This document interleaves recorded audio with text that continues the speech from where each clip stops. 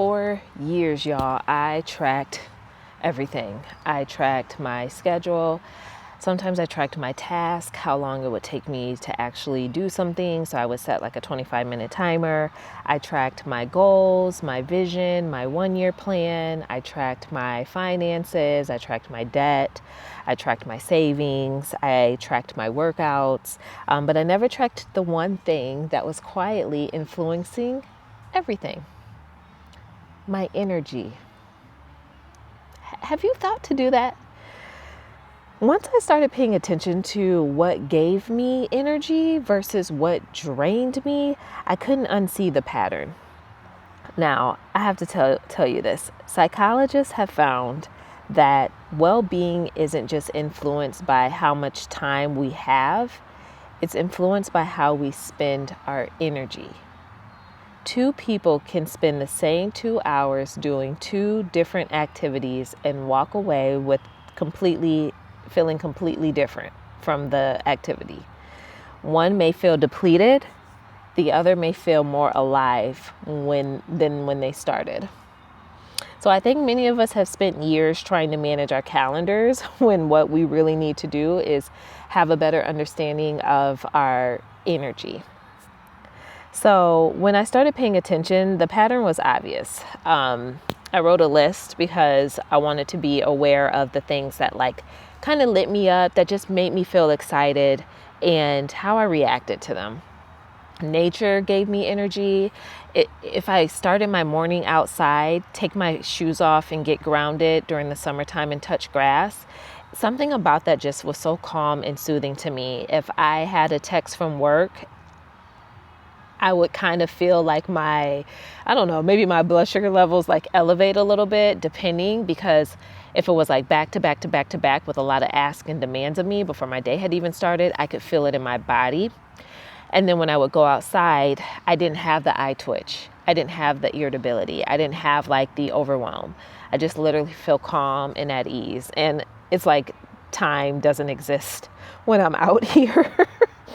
Writing gave me energy. I started writing on my Substack. I don't know if you checked it out yet, but we just hit 1,000 subscribers in that community in the last 5 months. And that community over there has been completely free and unfiltered. It's been just a really different, safe space.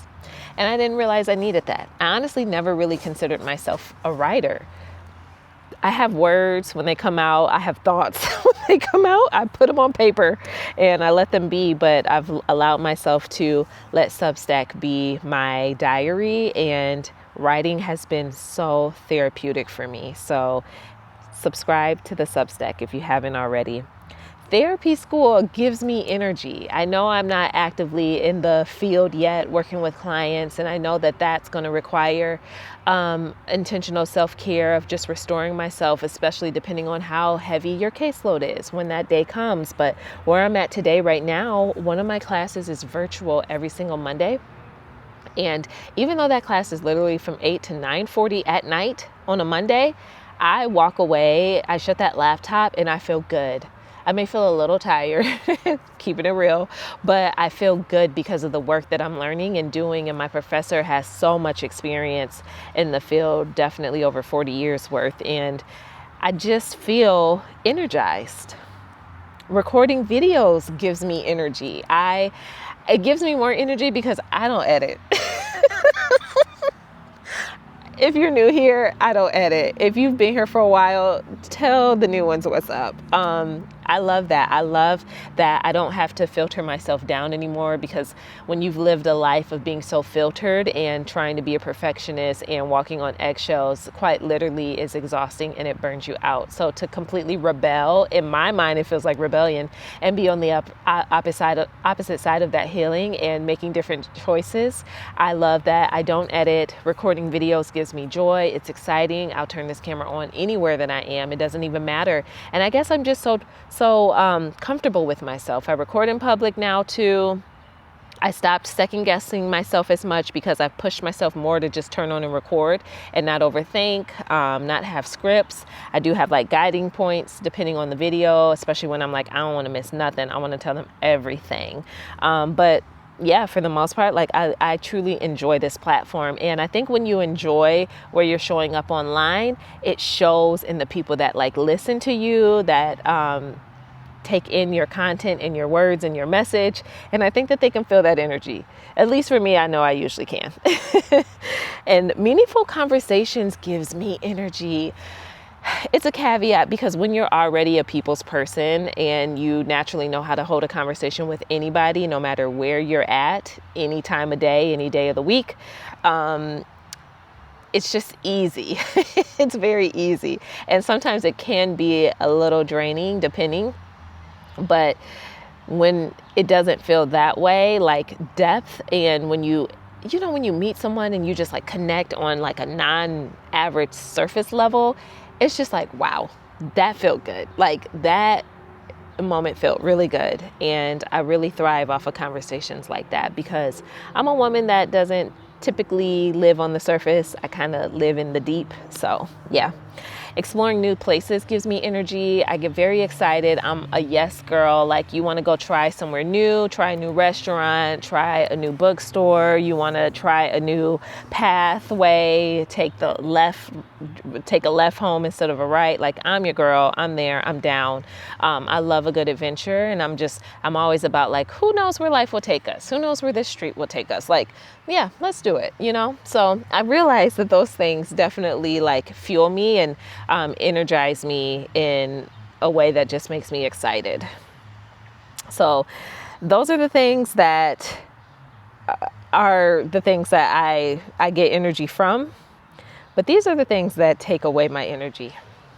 12-hour workdays, 11-hour workdays, even a 10-hour workday. Constant context switching. Long commutes, depending. Commutes can be beautiful, but if I'm stuck in traffic, it makes it a little challenging. Managing other people's emergencies or urgencies. What may be urgent to you may not be urgent to me. And just because your energy feels that way doesn't mean mine needs to. That I think comes with like learning boundaries and yeah. Endless operational problems. There's always a fire every single day. Every day. Those things consistently take my energy. So I realized I've been making decisions based off of that like compilation of a list. I've been making decisions based on money, responsibilities, and obligations for years, but I wasn't paying enough attention to how my life actually felt. Like when you're making decisions based off of like money and responsibilities, depending on who you're responsible for, if you're a caretaker for other people, or maybe your money isn't just your money, because I do some caretaking for my dad financially, and then basing my decisions off of money, right? Knowing that I need some form of income. I desire an income. Money's not growing on the trees for me to just pick down just yet. So knowing that any decision that I make there is a ripple effect for other people. And then obligation, right? Your obligations of the things spoken and unspoken, maybe in your family, maybe you're an eldest daughter, maybe you are the only one at home now and you're the main one they rely on for appointments and to get you things, and run to Kroger 12 times in one day, that's a lot. Maybe you have certain obligations that are just expected of you that can kind of be the center, the wheel of like why we make the decisions we make.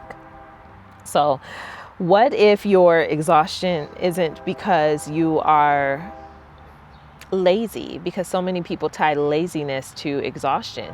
It doesn't mean you're lazy. You've had a long week. You've had the Mental Olympics. You've had a lot going on. Quite literally, quite naturally, your body may start shutting down because it needs rest and it's protecting itself. But what if it's because your life contains too many things that drain you and not enough things that actually energize you and restore you? I want y'all to sit with that question and ask yourself that question, you know? So for the next week, I want you to do this. I want you to make 2 notes on your phone: energy givers and energy drainers.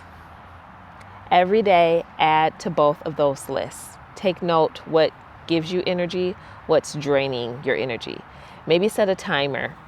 Set a timer to do this consistently, the same time every day. Or if you can remember, do it in the moment when it comes up for you.